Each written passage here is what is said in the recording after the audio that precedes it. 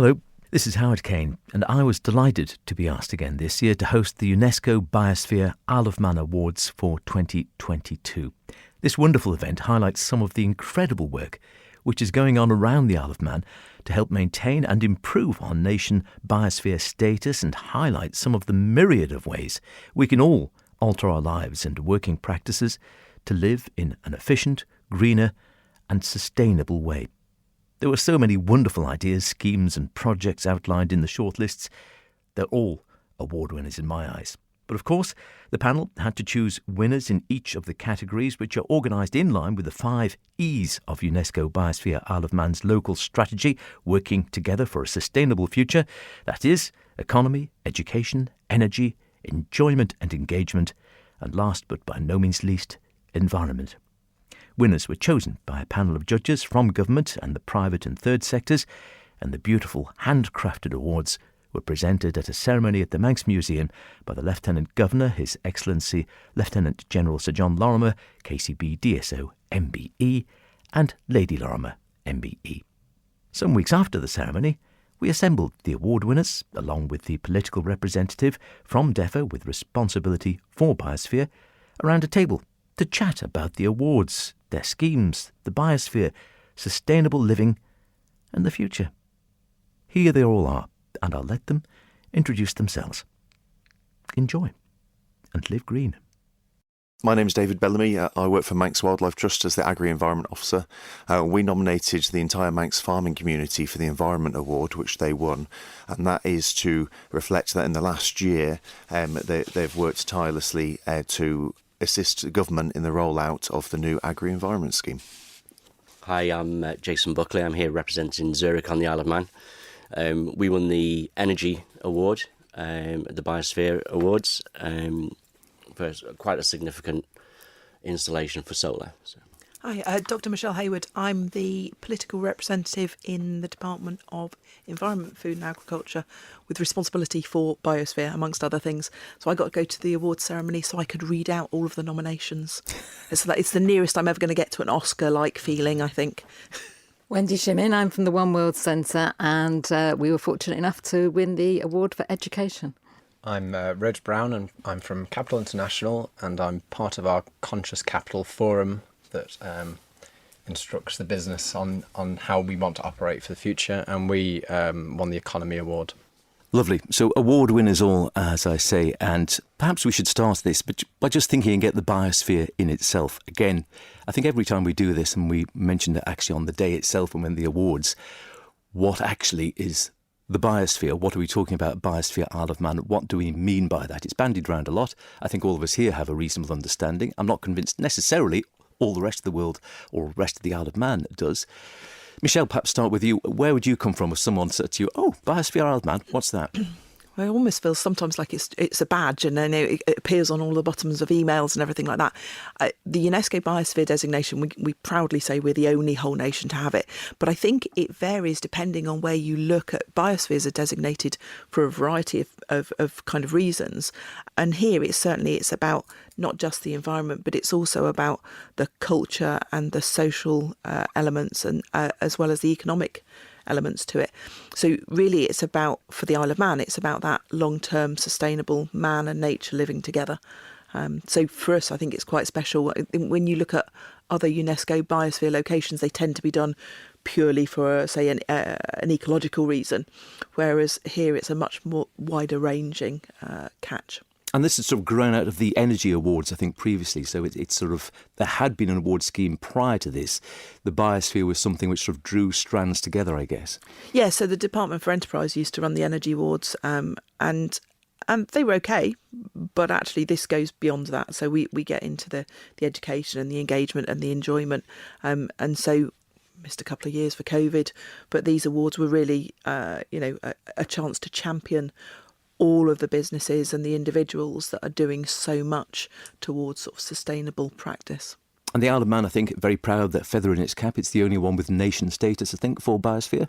Yeah, absolutely. And I've been away last week down in Westminster, and it's come up a number of times. We're starting to get known for the fact that we are almost seen as a kind of a forerunner in how to manage that whole balance between our society and our people and our economies and the natural environment.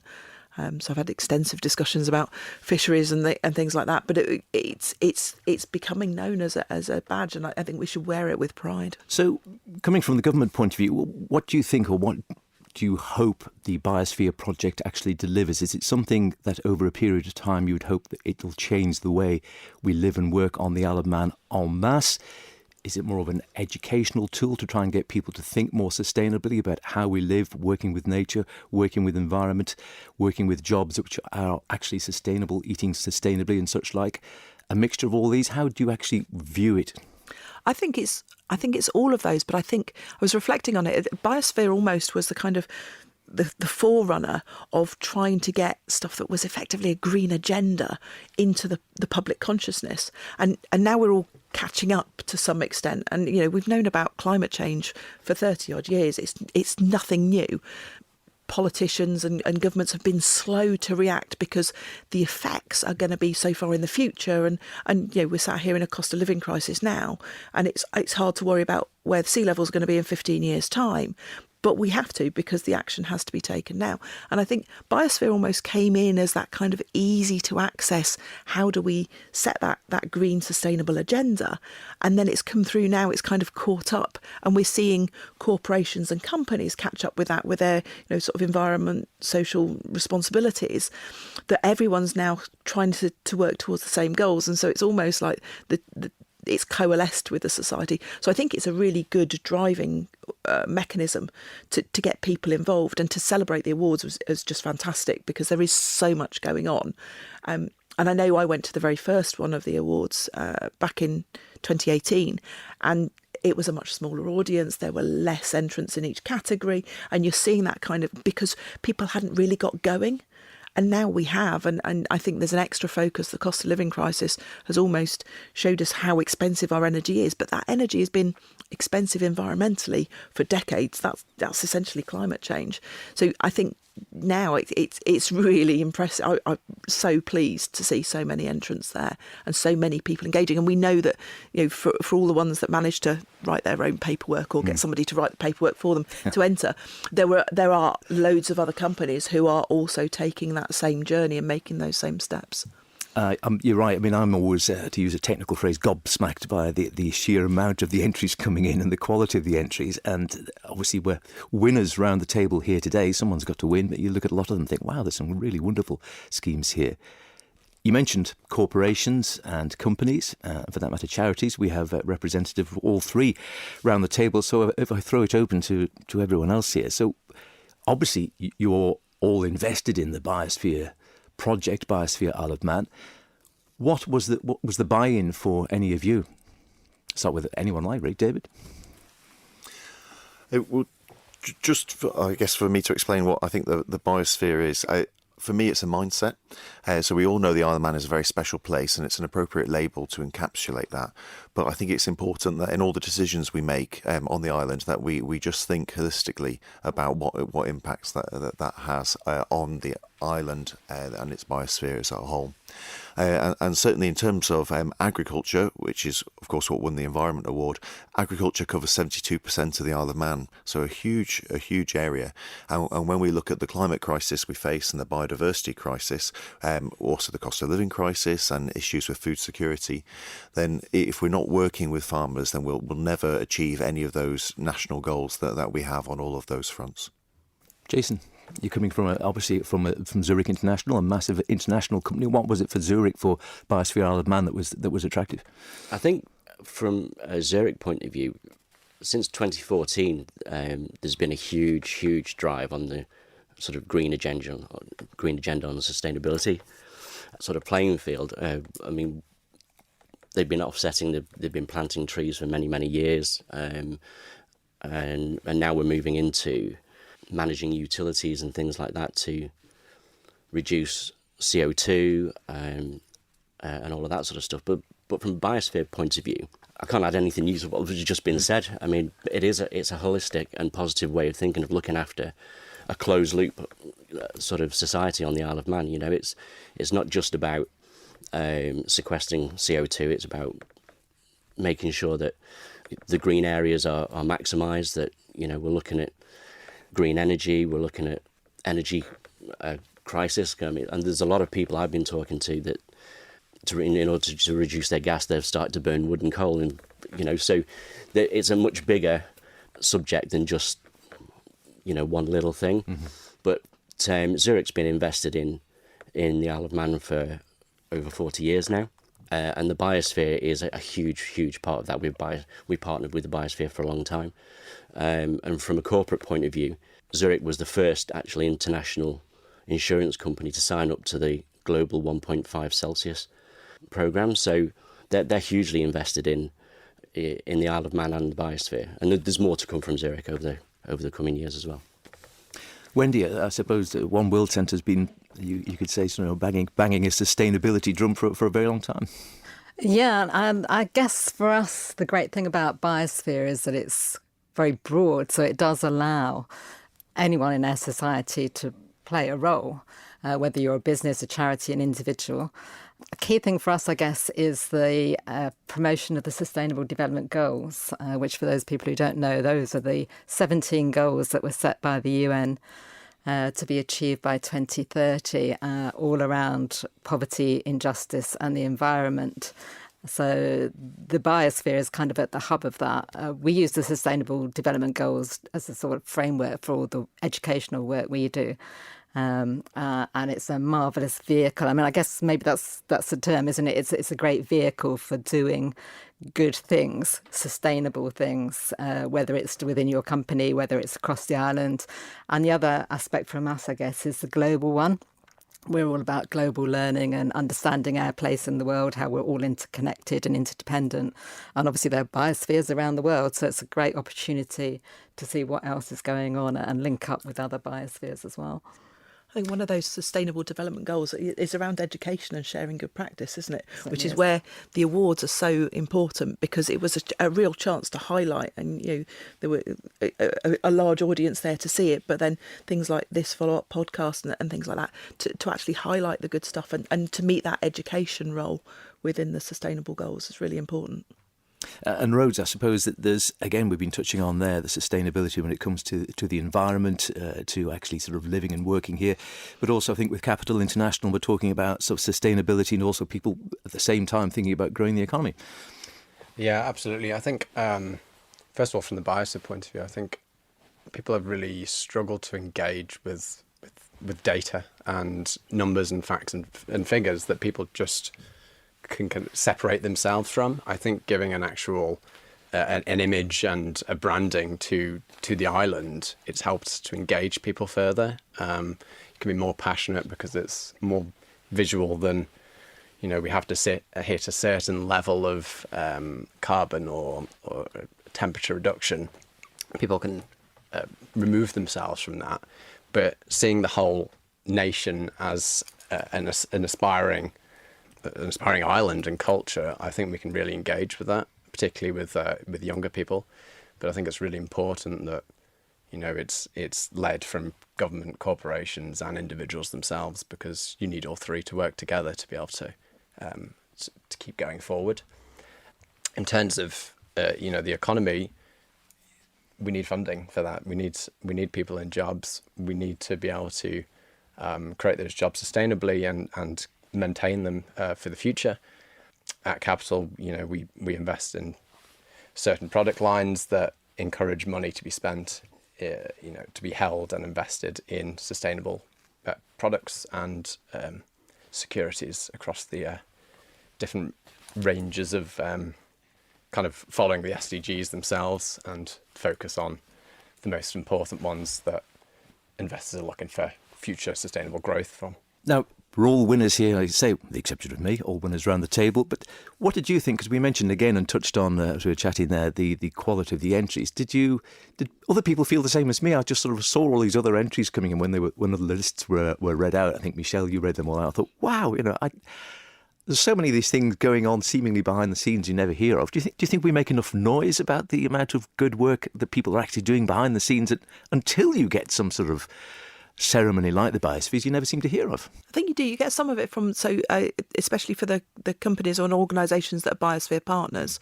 there's quite regular sort of social media updates, and the team there are very good at trying to pull those stories out. But I agree with you. You know, you sit there in the auditorium and I had to read all those lists out, and it just goes on and on. And I was thinking, I want to go and meet each one of these. I want to go and talk to them about what they're doing, and I want to sort of see it in person, because it's really exciting stuff. And you're right, the sheer scale of it is overwhelming. And as I said earlier, I've seen that grow as well, and that's a really, really positive sign. I take a lot of heart from is that, for a long time, the organisations like Greenpeace and stuff like that were almost fringe organisations, and actually a lot of that sort of fringe thinking is mainstream. It's becoming, like David said, it's becoming something that just gets considered as part of your mindset, and seeing that kind of change, that's a kind of hope for the future moment, isn't it?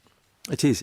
Anyone else blown away like we were, that sort of thought, wow, albeit you're all worthy winners, of course, but thinking the quality of the actual entries seemed very high? I think it was incredible. There was entries there that I wouldn't. There was one young lady that was doing an awful lot with food, and I had, in restaurants, I had no idea that sort of work was being done. I mean, I think from my point of view, because we're doing so much at Zurich, and I'm so focused on what we're trying to do, sometimes I think it could be easy to miss out on some of the good things that are being done. And I think some of the bigger names certainly are out there in the press and stuff like that, but there's an awful lot of good stuff happening at much lower levels that maybe we don't hear so much about. I think what's really important is the emails we actually get from the Biosphere. It highlights all the good work that all the partners are doing, and actually we can essentially use some of those ideas to improve our business operations. I've thought, actually, when the emails come through, I was like, yeah, but maybe we just need to say, and if you want to talk more about this project, and just kind of link people back in, because it's almost like completing that loop on the education, isn't it? It's because I read some of them that, how have they done that? How have they managed to make that work? And you want to kind of find out more almost. That's a project, actually, that we're looking at the moment, is creating some kind of probably online hub where everybody, whether you're a business, whether you're an individual, an organisation, can put down what you're doing, how it meets the Sustainable Development Goals, so that other people can learn and we can share that more widely. I really think there's a need for that. Right, we're going to go a little bit and hear about the individual awards then, because like I said, everyone's an award winner. I'll start with the person closest to me, as it happens, with Rhodes from Capital International. The economy, you touched on a little bit about what was going on there, and in a way, I think you think when it comes to sort of farming and the environment, or perhaps with things like Zurich with the solar panels, or Pippa, who sadly we just mentioned there couldn't be with us today, Pippa Lavelle from Versa, working with restaurants and sustainable food and getting people to think about the provenance of food. But with the economy, I guess in a way you could sort of argue it's the most sort of amorphous element of this, because it's very easy to think about, yes, working with wildlife, working with farms, things we can see, things we can taste and eat. But again, as you say, it's only going to work if the economy can grow. We have to do this sustainably, which makes it perhaps a little bit harder to get that message out. Yeah, absolutely. I think we start our journey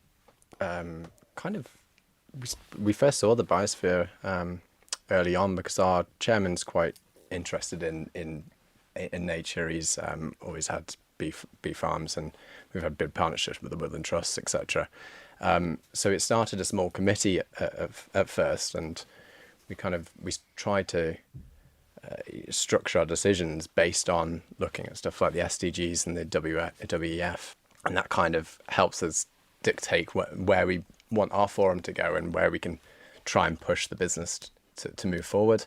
And that's kind of encouraged our more sustainable investing, and we're actively encouraging our investors through investment profilers to go down that route. You find, like, because it's sustainable, obviously long-term gain is more likely as these companies are run sustainably. Your money held is going to be more sustainable as well. So the market's not as up and down. You've got to focus on long-term investment there. But actually, the whole business that we're interested in. We've won on the economy, but we're operating in a way that is completely holistic to the company. We want our employees to act a certain way, but that's a lot from education. We're trying to help, but we're doing things like charity days to make sure people are getting out in nature. It's good for mental health. It's good to get a break from the office, but also with the kind of crisis at the moment from the living crisis, we're helping our staff in a environmental way. So we're pushing out bike schemes. We're doing free bus travel along with the government's 3-month trial, and electric car schemes that make it more financially viable for employees to go in that route. So it's very much, as you say, holistic for you. It's not just about the actual investment programs or thinking about the sort of clients. It's also the staff as well working here on the island. Yeah, absolutely. As part of that, we've been focusing on our output as well as our input. So we've been measuring our carbon emissions for the last 4 years now, and we've used that to strategize as well. But the benefits from reducing our carbon is also helping save money for our staff as well. So I think sometimes it's hard to motivate people to focus on to align together, but if there's financial reward and savings, you can kind of get to your final journey together. And so the company's Conscious Capital programme, which I think was obviously highlighted in the award for this year. We should say as well, actually, I think you won an award last year as well, if memory serves. We did. Yes. It was the economy again, yeah. and actually, part of the pushing the agenda of the biosphere, I think it helps the bigger companies because we've got a great marketing department. They're very vocal about what we're doing at Capital, and I think that encourages other companies, particularly financial corporations, to also get involved. And so the Conscious Capital programme, so this is basically, again, from the sort of client point of view, this is taking clients who are investing and then taking them down routes which are sort of ethical investments which are not going to be damaging, not just here on the Isle of Man, obviously, but looking at a global scale. We kind of reinvented our Fusion ESG product a couple of years ago. It's essentially a thematic investing. So we're looking at the SDG goals and investing based on those industries. Just remind us what SDG is. That's the Sustainable Development Goals. So it's the 17, is it? Different goals, and for us, we're focusing mostly on sustainable agriculture, water loss prevention, green finance, circular economy, that kind of stuff. So the focus is on the long-term sustainable growth of the investments. Wendy, One World Centre, again, no stranger to the biosphere, one for education. Is that the most important aspect, do you think, for many? Is it getting people, just educating people to actually appreciate what we're talking about, appreciate what we've got here on the Isle of Man and indeed in the world, and think, we can't afford to just carry on trashing it? Well, I think education is where it all starts. There's not much you can do about a problem if you don't know about it or you don't have an understanding of it. So education is absolutely crucial.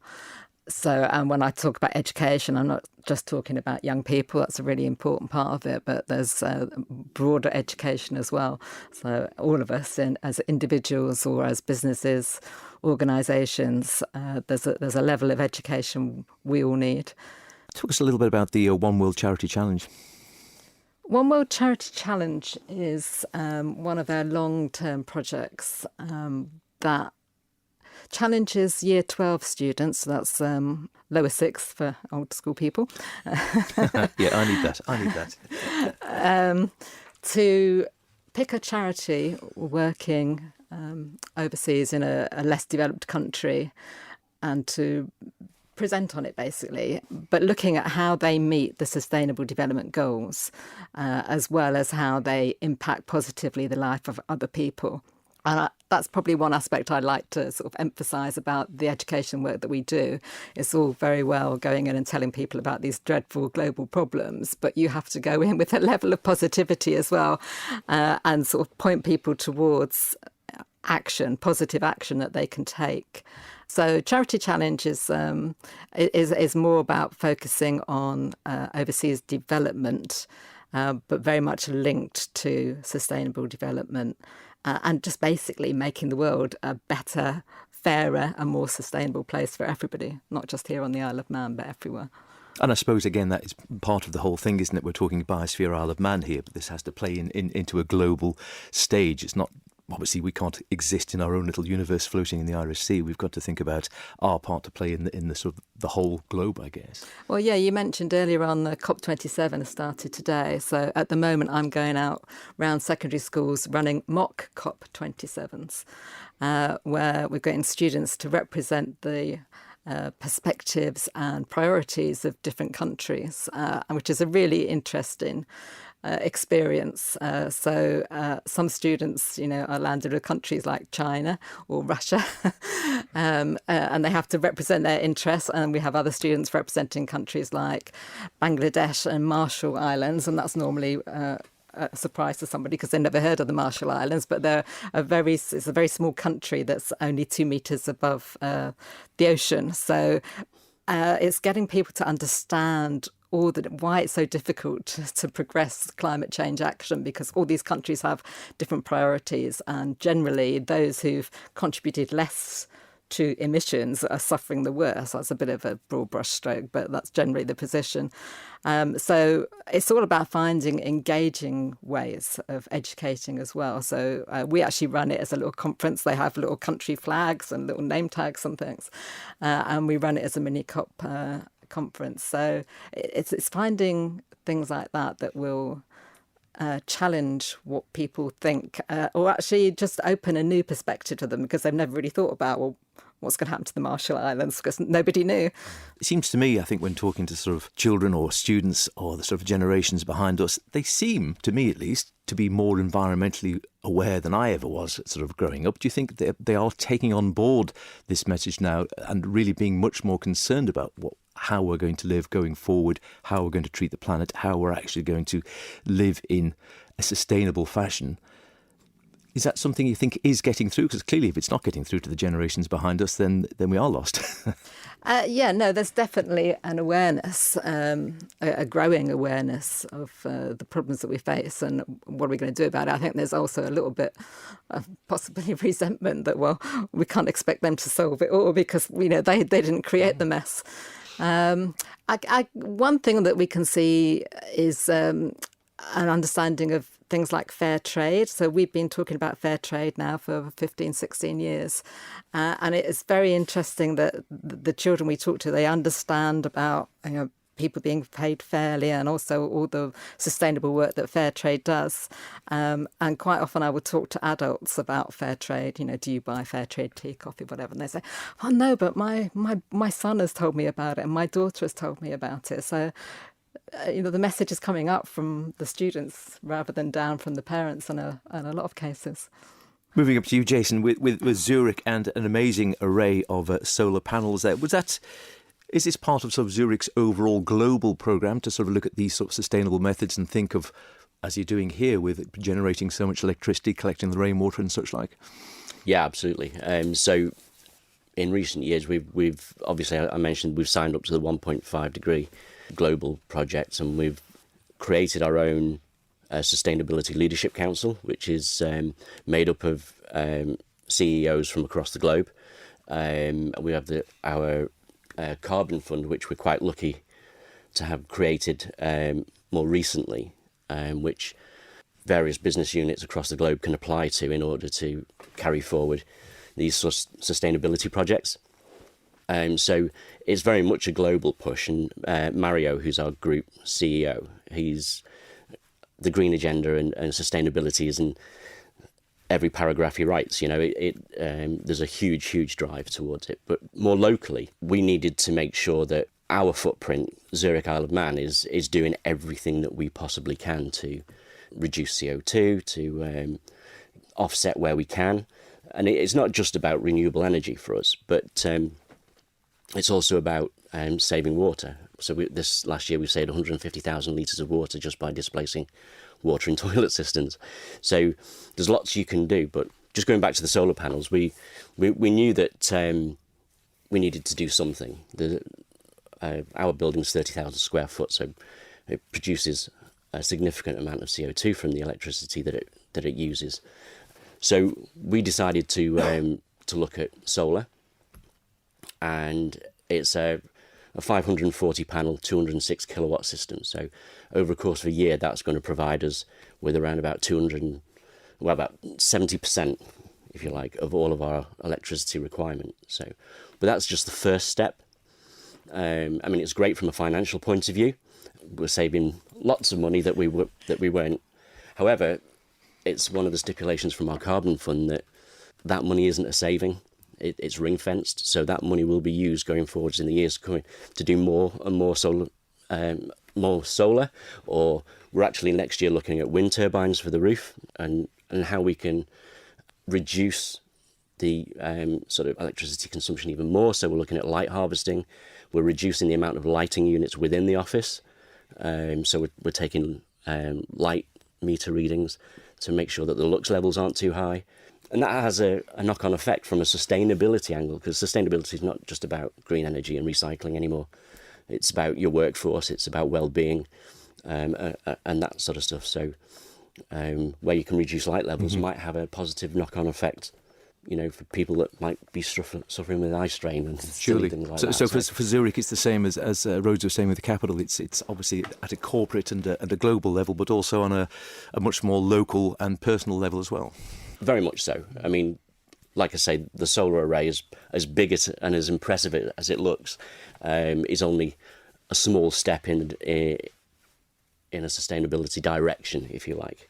I was chatting to David earlier, and we're looking at working with the Wildlife Trust because we've created a new garden. So we're looking at supporting hedgehogs and butterflies and bees and small birds and things like that. So we're planting the correct sort of fruit bushes and trees to support that sort of element as well. And we'll be putting learning boards up so we can invite primary school children in. So the sustainability project is much, much bigger than just renewable energy, really. And David, you're here slightly different to everyone else, as you say, representing the winners of the Manx farming community, all of the Manx farming community together, working in partnership with the Manx Wildlife Trust, working on the environment. And I suppose in a way, again, that's one of the most direct things we see. You know, we all go out and enjoy the wonderful Manx countryside and such like, but this is something which is much more tangible, I suppose, for people to understand. Is it part of these schemes as well, just as Jason was mentioning, they're working with companies, actually working in partnership with not just farmers but companies around the Isle of Man that makes a difference? So certainly we want to work with everyone and as many people as possible to achieve our strategic goals, which is essentially nature's recovery on the Isle of Man and engaging people better with nature. In terms of linking farms with corporates, I think that's on the cards, and we'll see that increasingly in the years to come. We're not there yet, but certainly in terms of offsetting, I think the agricultural community will play a major role. And it's interesting looking at the wording of the Climate Change Act 2021 here on the island, that any offsetting for the Isle of Man has to be done on the Isle of Man. So there's going to be huge opportunities to come in the coming years. It's really interesting. I guess one of the things that Biosphere does is it's meant to be linking all these different areas that people work in, and the economy has been mentioned. And of course, here on the island, the agricultural sector it is now quite a generally small part of the economy, but has these landscape scale impacts that we can see. But I think it's fair to say for farmers is they can only really factor nature into their farming operations when they're profitable, and the more financially sustainable they are, the more land they can put over for nature or farm in a sustainable way. And it's nice that now there is this fund. The Isle of Man's Agri-Environment Scheme has got an annual budget of £2 million to support and reward farmers who are able to look after nature better on their farm. And £1 million of that came in last year is new money for the farming industry. And one of the things we saw last year is of 160 farms. You know, that's incredible. 160 farms in the first year of a new scheme engaged with it. And of those 160, 137, a great proportion, were financially better off in the government support they received last year than they had been in the previous year. And that's despite the general area payment for farmers going down to give money over to the Agri-Environment Scheme. So certainly, if they engage with us and one of the things we do is we go out to farms and give them all the advice, not just on the scheme and the ins and outs. There's 41 different initiatives within that scheme, but we also tell them about the habitats and species present on their farm, and some ways they could maybe tweak this or tweak that and have a big impact. But I hope that the farming industry are seeing now that the environment can be a legitimate part of their business plan. The agri-environment scheme itself, then, is this so the Manx Wildlife Trust is a conduit, as it were, working, so you have the government on one side, you've got the farmers at the other side, Manx Wildlife Trust in the middle, which is actually pulling the strands together, actually getting farmers to think about how they can farm more sustainably at the same time, clearly, as having a good bottom line. That's correct. So it's a government-owned and designed scheme, and actually the farming support community, as in here on the Isle of Man government, and others, of course, were part of the recipients of the award. So it's government-run, but Manx Wildlife Trust have been contracted to do all the on-farm delivery. So we provide advice and support, and then we also make sure if anybody wants to do habitat improvements, whether that's put in a new wetland or create a new area of woodland, that it's not going to actually have any ecological harm for something that's already there of importance. And then we do all the following up and making sure that works are being done to the required standards. Can you see 160 farms, businesses participating already? Is the aim, I presume that the aim is to grow that? Do you think that's feasible? Yeah, I don't have all the figures yet because people have got to the end of the financial year to apply for things, but I can easily say this year will far exceed the 160 farms, and certainly I've done just shy of 300 farm visits in just about 18 months now. There was a bit of apprehension, I think it's fair to say, at the start, especially because the area payment went down. So there was a bit of concern there, but I think people have realised now that this is the way forward and that there's plenty of money available for them. So you think there is more of a buy-in than you're sensing? Definitely. And I think it's so that farmers on the Isle of Man can see this is the way that industries in other neighbouring jurisdictions have been going for quite a long time. So I think this scheme is here, it's here to stay, and if anything, I hope it will grow in the future. We did mention Versa as well, Michelle, and we're hoping that Pippa Lavelle would be here from Versa, and it touched on before, I think you mentioned it, Jason, the food element of this things, and that Pippa, again, has been championing this for a long time at a restaurant down in Versa, this whole idea of, I guess, provenance and sustainable eating. Yeah, and I've known Pippa for years because she obviously didn't start out with her own restaurant. She was down at Foraging Vintners for a while doing the food down there, and she's like a force of nature. Yeah, almost. whirlwind. Yeah, absolutely. Her whole ethos comes from the fact that you really have to live this experience, so things like the eating more sustainably and thinking about where your food has come from, and she runs foraging workshops and all sorts of things, and the restaurant is very successful, small footprint, ever-changing menu because she works with the seasons, she works with what's available, and she does have a real passion for promoting better choices for all of us. She is, as you say, a force of nature in many ways. She lives and breathes the whole concept, I think, of biodiversity and sustainability, and has won many other awards. I think 100 Most Influential Women in Hospitality Award in 2022, and we're just sorry that she couldn't be with us here today. Just thinking, again, the word economy and sort of finance, economy, money comes up all the time. I'll throw this one open for anyone to sort of comment on.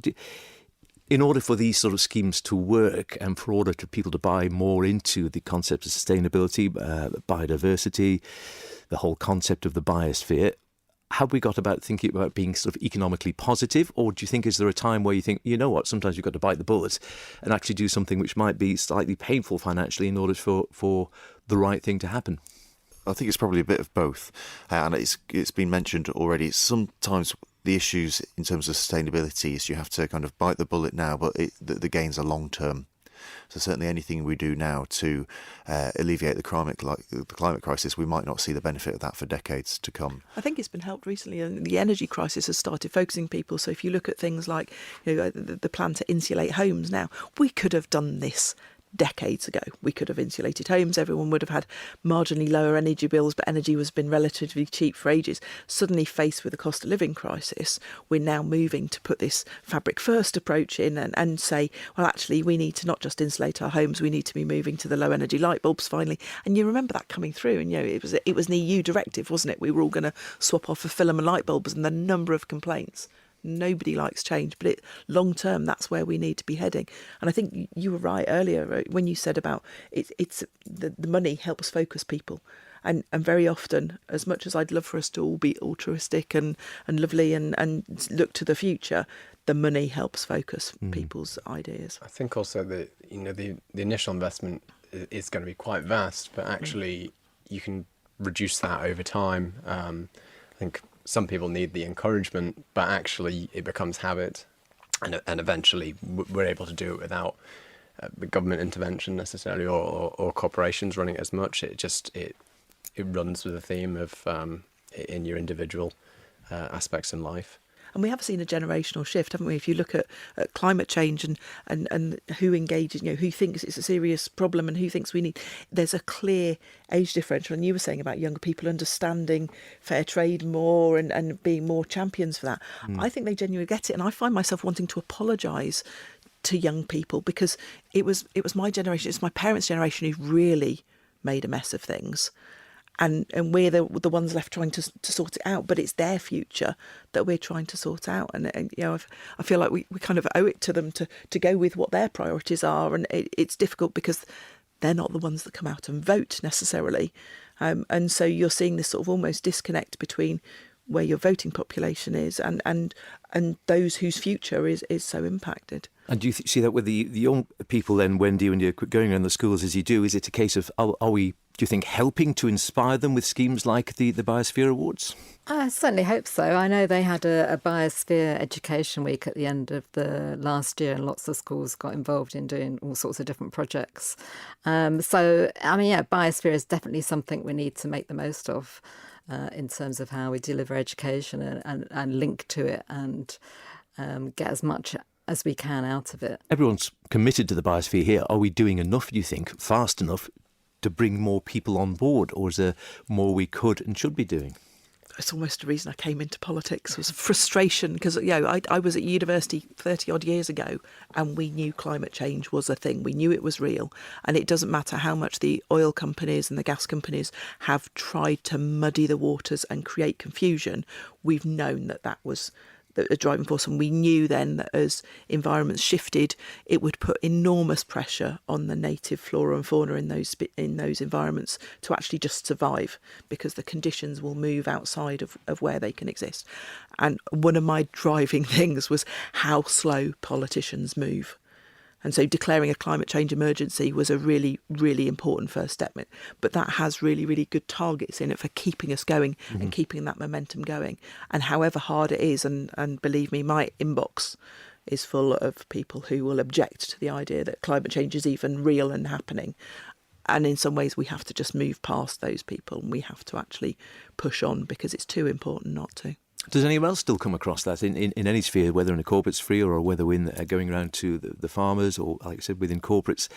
Do we still come across people who just don't buy it at all and basically are, I suppose you could say, climate change deniers? And by dint of that, I guess you would say they don't buy into the whole concept of sustainable living. It's a case of nothing wrong as we're living now. It's all just a big scare story. Is that still something that's common? I think it depends who you ask. But something I found really interesting in my job, the average age of farmers on the Isle of Man is quite high. And the older the farmer I speak to, the more change that they can see and remember. So a farmer who's in their late 70s or 80s will remember curlew and lapwing in every field and corncrake in the hay meadows. But they also are now telling me about more subtle changes. And they'll say things like, that little ditch has never ever run dry before, and it has for the last 3 years, and that's being seen more commonly now.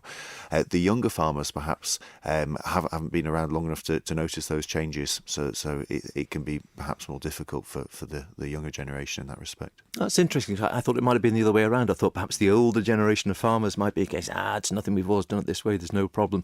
And the younger generation coming through might buy into it more. But in your experience, it's perhaps the other way around a little bit. Yeah, and I guess another perhaps darkly comical part is the older farmers can remember government support schemes from the 50s to rip out hedgerows and take away groups of trees, and now they're often getting paid to put these things back in exactly as where they were a few decades ago. So it's all swings and roundabouts, I guess. It is. And interesting, you're mentioning there about sort of corncrakes and lapwings. I remember John Kenyuk, who used to be the farming correspondent here for years, talking about being woken up as a child by the corncrakes. When he was on a summer's evening, if he had his window open, it was a lovely evening, he said the corncrakes would be so noisy they'd wake him up. And now I think we barely register one on the Isle of Man, do we? That's it. They drove you mad when they were here, and now they're gone. Everyone misses them. But interestingly, we did have one corncrake turned up this breeding season in the north of the island and called for 3 days.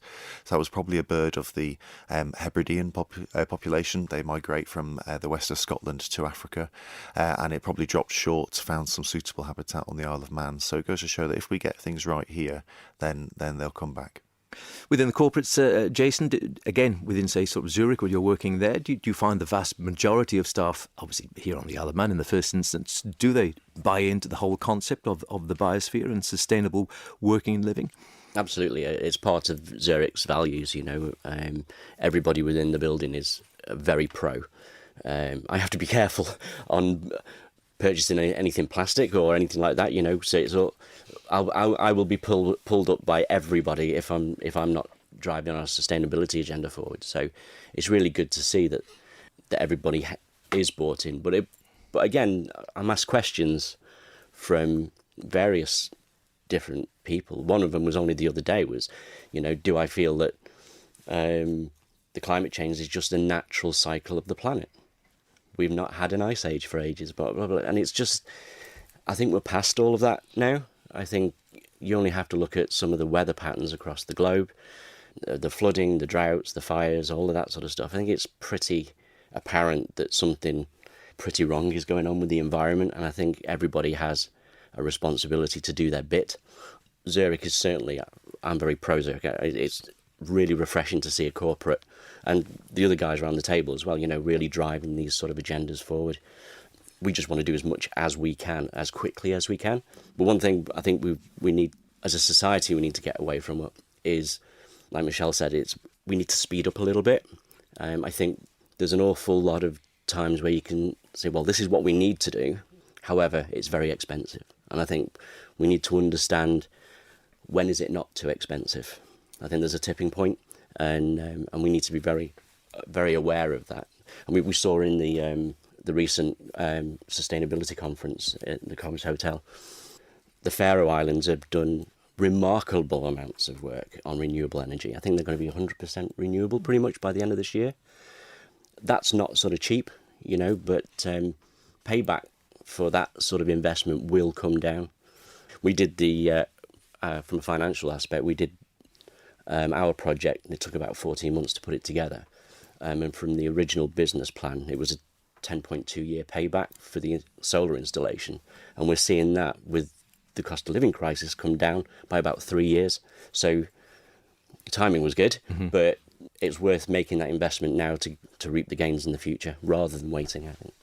Same for Capital International Roads. Is there a sort of a big buy-in of the same sentiment among staff? Well, we're just talking about there about potentially people still saying that, it's a natural occurrence for climate change. And I think I'd say to anyone that still says that is, it doesn't matter.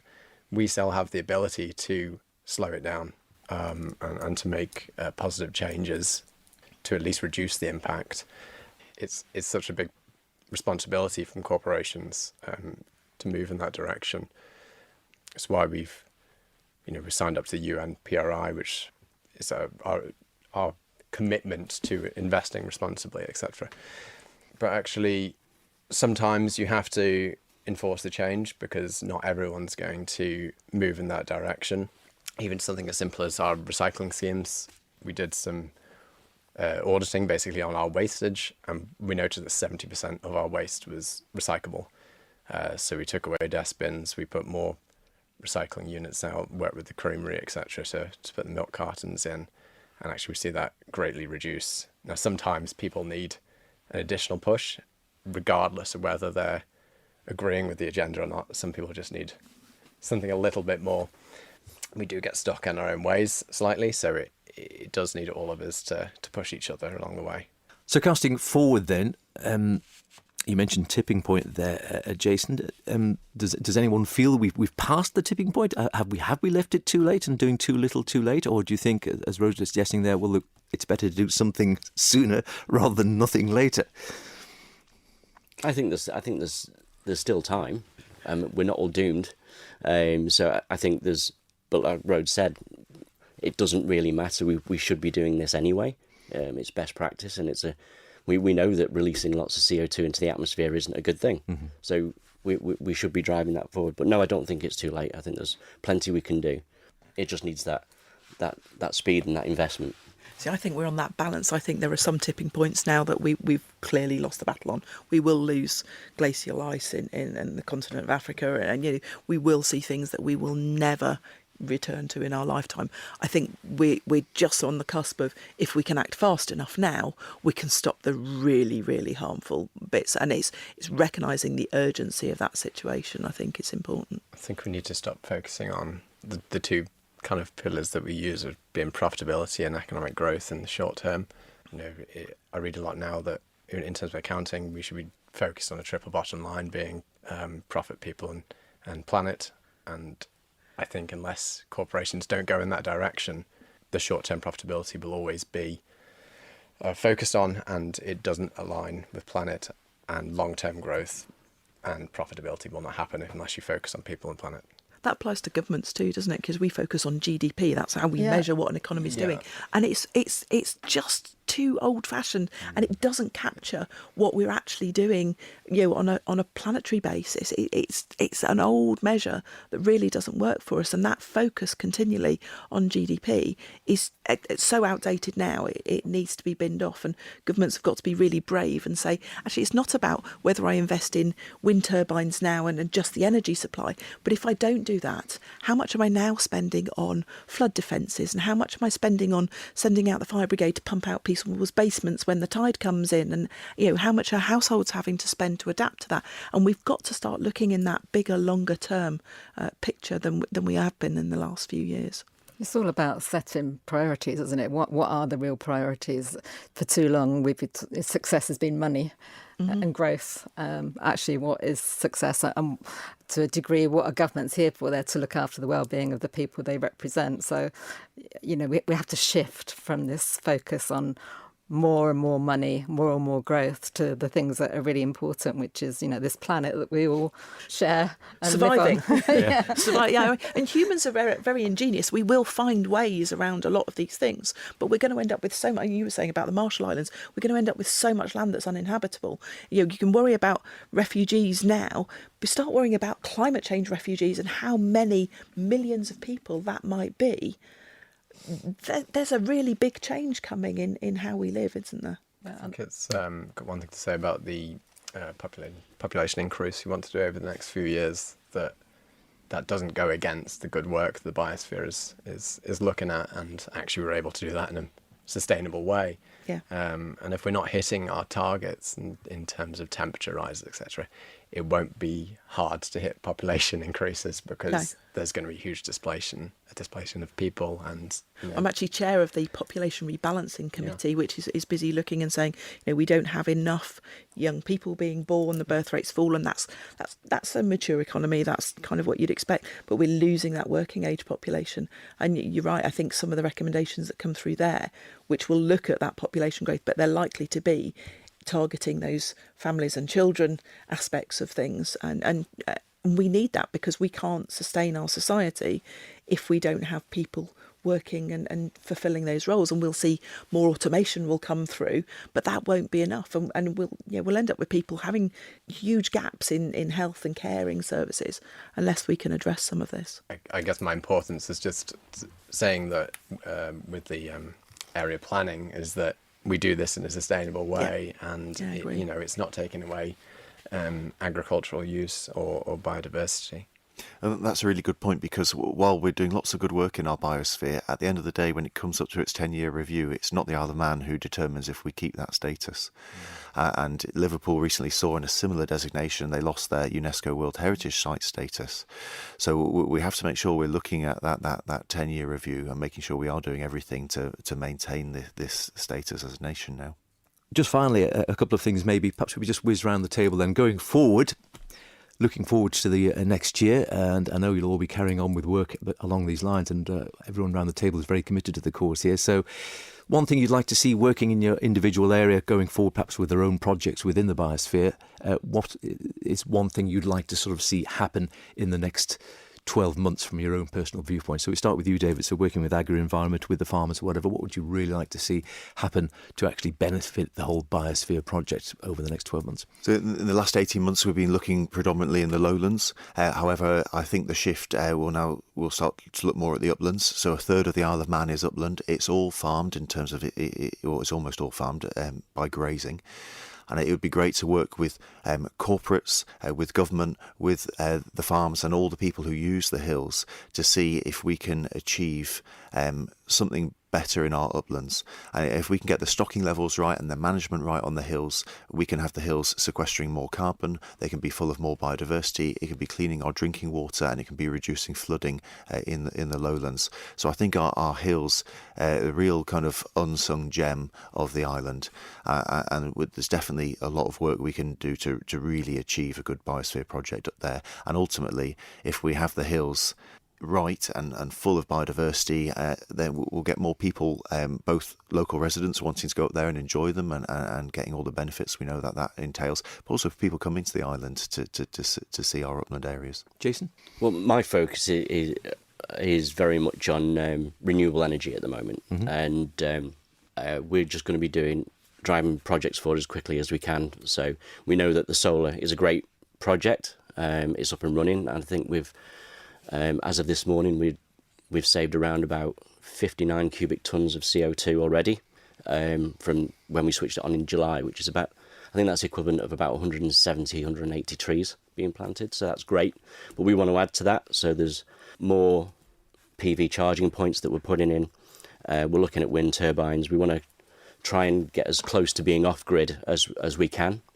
We'll be looking at some more offsetting with planting on site and stuff like that. And then how we reach out further as well into the community to show what we're doing, number one, but to work with the likes of the Wildlife Trust and others. Wendy, for the One World Centre, is it still more about the education going forward and the plans over the next 12 months? I'd like to ask for two things, actually. Absolutely. Just to be a little bit greedy. Go on, why not? So I would like to see global learning and environmental education embedded into our schools in a bit more of a structured way. It's sort of vaguely there in the curriculum at the moment, but I would like to see that develop.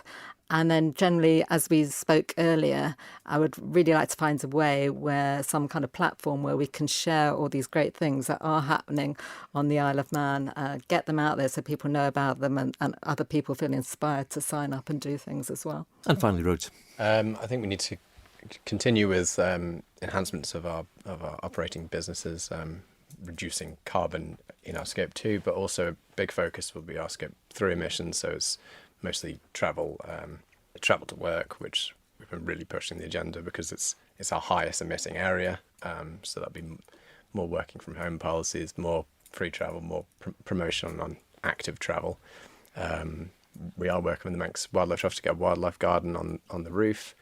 And we'll continue with our Woodland Trust scheme where we're up to about 8,000 trees now we've planted in the island the last couple of years, and 9,500 globally, which we fund completely and plant all of ourselves, which is great from our volunteering days, and just being more of a community player and getting out there with multiple charities. And one more thing. Absolutely. Why not? More investments into our sustainable discretionary products. Excellent. It's a fascinating topic. It's a massive topic. We've been chatting for an hour or so today and barely scratched the surface in many ways. There's so much more we could talk about. I know everyone's busy people. We're all busy people one way or another, so I'll have to let you go for this particular podcast. Hopefully we can have another Biosphere podcast in the not too distant future and pick up perhaps where we left off. So just a final thought, perhaps a sort of yay or nay. I'm hoping that it's going to be more yays than nays. I don't know. But as we're speaking here at the moment in November 2022, and COP27 is taking place, of course, over in Egypt, which is, again, really part of the sort of much more global scale of which the whole biosphere, as we've been talking on the Isle of Man, plays into this idea of a sustainable planet, not just a sustainable Isle of Man as well, of course, and sustainable living. Looking forward, do we feel individually, do we feel positive and that it's not too late and we can actually do things? Or have we left it too late? Or do you feel for the Isle of Man, for sustainable living, have we got enough positivity, have we got enough impetus behind us to actually make a difference? And hopefully in sort of, if we're having this conversation in 20, 30, 40 years' time, it would be more positive. David? Yes, I'm hugely positive. The global challenges are absolutely huge, but certainly at a local level here on the Isle of Man, there's a massive amount of work we can do to make the Isle of Man a better place to live, both for people and for wildlife. I completely agree with David. I think from a Zurich point of view, I'm really positive. Zurich's really behind the bigger green agenda locally on the Isle of Man, and I think now we're starting to see some real good momentum on the island from government. I think things are going to start happening. So yeah, I'm very positive. Michelle? Yeah, I think we've got the basis there. We know what we need to do. We've done the counting bit. We know where our big emissions are coming from, and our big priority now is to put that into action, and that needs to happen, and it needs to happen rapidly. So that'll be some difficult, some expensive decisions to take, but it's absolutely necessary to move on that. And if we can achieve that within this next Parliament, I think we've got a good chance. Wendy? We have to be positive. It's as simple as that. We've got to look for solutions and create actions. And I guess if we think about it at an individual level, we're not all going to be perfect all the time. But if we're all doing something, that's all going to make a difference in the long run. I think moving in the right direction. I believe the consultations for the different energy schemes at the moment, I've had through the post the solar and the wind, and obviously we know about the offshore drilling. I think moving in the right directions with some of these is going to set us in good stead if we make the right choices. Lovely. I have to say, from a personal point of view, just the amount of talent and commitment around the table fills me with hope. I must admit, you think if there's more people like yourselves out in the Isle of Man working away, then we must be heading in the right direction. So thank you very much indeed for spending the time to talk to us today for this second Biosphere, and hopefully we can maybe reconvene with a slightly different panel or whatever in a few months' time and talk again. Thank you very much indeed. Thank you.